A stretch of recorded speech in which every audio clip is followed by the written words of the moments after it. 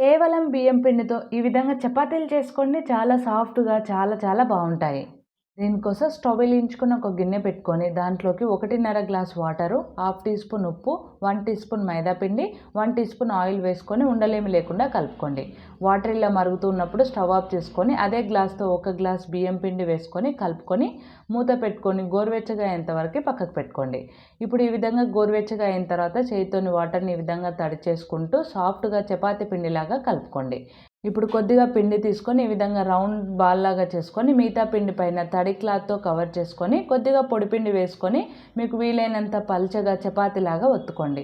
Round shape కోసం ఏదైనా ఇలాంటి క్యాప్ తీసుకొని మధ్యలో పెట్టి ఈ విధంగా ప్రెస్ చేసి ఎక్స్ట్రా పిండిని తీసేసుకొని క్యాప్ తీసారంటే రౌండ్ చపాతీలు రెడీ అయిపోయినాయి. ఇప్పుడు స్టవ్ పైన ప్యాన్ పెట్టుకొని ప్యాన్ పైన చపాతీ వేసుకొని అటు ఇటు తిప్పుకుంటూ రెండు వైపులా కాల్చుకున్నారంటే సాఫ్ట్ అండ్ టేస్టీ బియ్యం పిండి చపాతీలు రెడీ అయిపోయినాయి.